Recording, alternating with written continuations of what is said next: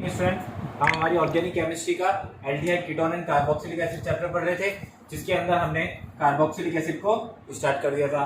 Carboxylic acid के अंदर हमने नोमेनक्लेचर तक इसको कंप्लीट कर लिया है। अब हमें देखना है स्ट्रक्चर ऑफ कार्बोक्सिलिक एसिड, यानी कार्बोक्सिलिक एसिड की स्ट्रक्चर कैसी है। देखिए, मैंने आपको पहले भी बताया, कार्बोक्सिलिक एसिड के अंदर क्या है, कार्बोनिल ग्रुप और हाइड्रोक्सिल ग्रुप, यानी ये दोनों इसके अंदर क्या है, कार्बोक्सिलिक, कार्बोनिल और हाइड्रोक्सिल ग्रुप। इन दोनों से मिलके क्या बना है, एसिड ग्रुप बना है। अब क्या होता है, ये इलेक्ट्रोफाइल की तरह इलेक्ट्रोफिलिक रिएक्शंस कौन शो करता है, हमारा कार्बोनिल ग्रुप शो करता है। तो क्या होगा, यानी एसिड को भी कार्बोनिल की तरह क्या करना पड़ेगा, इलेक्ट्रोफिलिक रिएक्शन शो करेगा, और हाइड्रोक्सिल की तरह addition and substitution reaction show करेगा। इस तरीके से क्या होगा, इन दोनों तरह की ये रिएक्शंस शो कर सकता है। क्यों? क्योंकि इसके अंदर कार्बोक्सिल एंड कार्बोनिल ग्रुप भी है और हाइड्रोक्सिल ग्रुप भी है, but it is less electrophilic reactions in comparison of aldehyde and ketone. Most important thing, reason क्या है अभी आपको बताते हैं। देखिए,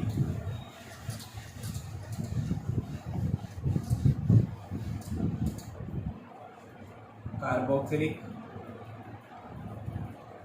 carbonyl group is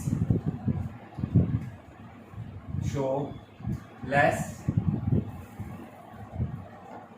electrophilic reaction in comparison of aldehyde and ketone, carbonyl carbon. यानी जो कार्बोनिल कार्बन या कार्बोनिल ग्रुप कार्बोक्सिलिक एसिड का है, वो क्या करेगा, लेस रिएक्शन शो करेगा किसके कंपैरिजन में, एल्डिहाइड और कीटोन के कार्बोनिल कार्बन की कंपैरिजन में। इसका रीजन क्यों है, देखिए, ये हमारा है कार्बोक्सिलिक एसिड का कार्बोनिल ग्रुप। इस कार्बोनिल ग्रुप में क्या होगा, ये हाइड्रोजन इधर मूव कर जाएगा तो इसमें रेजोनेंस इधर चल जाएगा, या इसको अगर हम इधर अटैक करेंगे तो ये इजीली इस साइड में शिफ्ट हो जाएगा। इससे क्या होगा, ये रेजोनेंस आपस में शो करेगा, O negative double bond O, इस तरीके से क्या हो जाएगा, इन दोनों में रेजोनेंस हो जाएगा, और रेजोनेंस होते ही ये कार्बोनिल ग्रुप क्या हो जाएगा, स्टेबल हो जाएगा। स्टेबल होने की वजह से कार्बोक्सिलिक एसिड क्या करेगा, इलेक्ट्रोफिलिक रिएक्शंस को कम शो करेगा। किसके कंपैरिजन में, एल्डिहाइड और कीटोन के कंपैरिजन में। स्ट्रक्चर रिएक्शंस तो शो करेगा, बट क्या होगा, कम शो करेगा। और दूसरा, इसके अंदर हमें एडिशन और सब्स्टिट्यूशन रिएक्शन इजीली शो करेगा।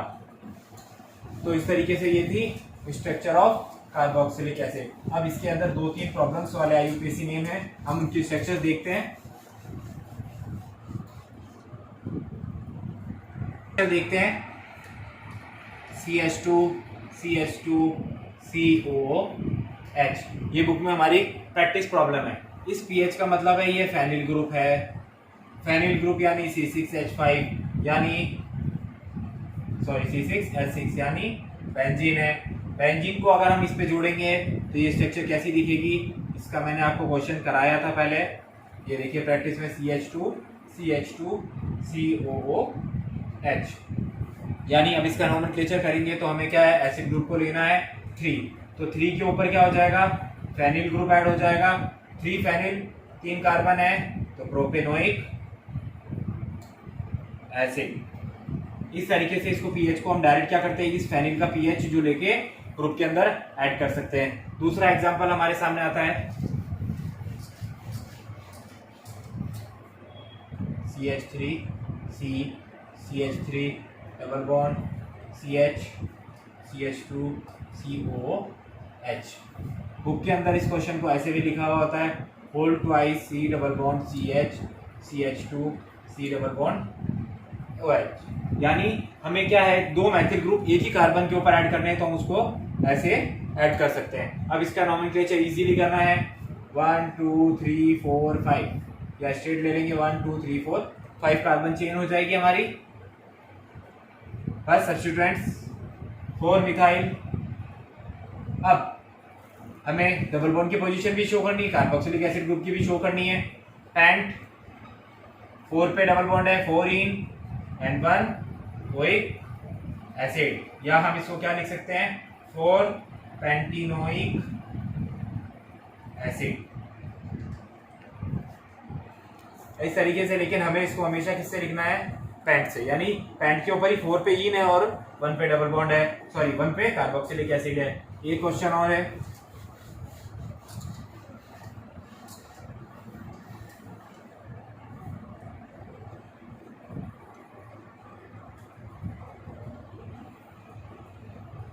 अब इसका हमें नेम करना है, कैसे करेंगे देखिए। ये क्या है, एक साइक्लिक कंपाउंड है तो एल्केन ही, और कौन सी है, एरोमेटिक, सॉरी एलिफेटिक एल्केन। लेकिन हमें क्या करना है, अब इसका नोमेनक्लेचर करना है। साइक्लिक कंपाउंड है एल्केन, और वो भी कौन सा है, एलिफेटिक एल्केन है। तो हमें अब क्या करना है, अब देखिए नंबरिंग कैसे करेंगे, 1 2 3 4 एंड 5, यानी 5 कार्बन है। लेकिन हमारा सब्स्टिट्यूएंट ग्रुप पास में कहां से आ रहा है, इस साइड में, तो हम नंबरिंग करेंगे 2 3 4 एंड 5, यानी एंटी क्लॉकवाइज नंबर, क्योंकि हमारा सब्स्टिट्यूएंट ग्रुप पास में इस साइड से आ रहा है। अब क्या हो जाएगा, 2 पे मिथाइल, 1 साइक्लो पेंटेनोइक एसिड।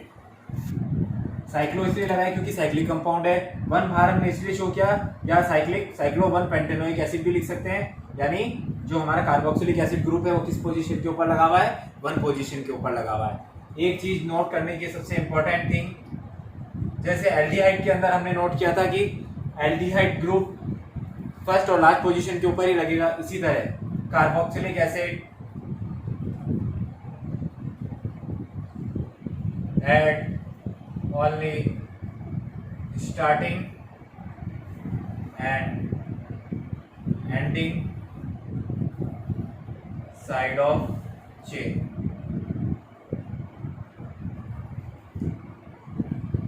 यानी जो कार्बन चेन है उसके स्टार्टिंग पोजीशन में या एंडिंग पोजीशन के ऊपर ही कार्बोक्सिलिक एसिड ग्रुप ऐड हो सकता है। तो इस तरीके से ये साइक्लिक कंपाउंड का भी नोमेनक्लेचर हुआ। अब एक स्ट्रक्चर और आती है,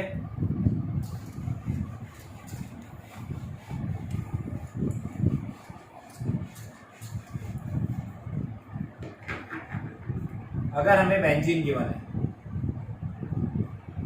इस बेंजीन के ऊपर यहाँ COH लगा हुआ है, यहाँ NO2 लगा हुआ है, यहाँ NO2 लगा हुआ है और यहाँ NO2 लगा हुआ है। क्योंकि मैंने आपको बताया बेंज एल्डिहाइड के अंदर क्या था, नाइट्रेशन रिएक्शन ही शो कर रहा था, रीजन क्या था, कार्बोनिल ग्रुप। इसी तरीके से क्या होगा, जो हमारा बेंजोइक एसिड है वो भी क्या करेगा, नाइट्रेशन को सबसे ज्यादा शो करेगा। अब क्या हुआ, तो इसका कैसे नेम करेंगे, 1 2 3 4 5 एंड 6, किस किस पोजीशन के ऊपर नाइट्रो ग्रुप लगा हुआ है, 2 4 5 ट्राई नाइट्रो बेंजेनोइक एसिड।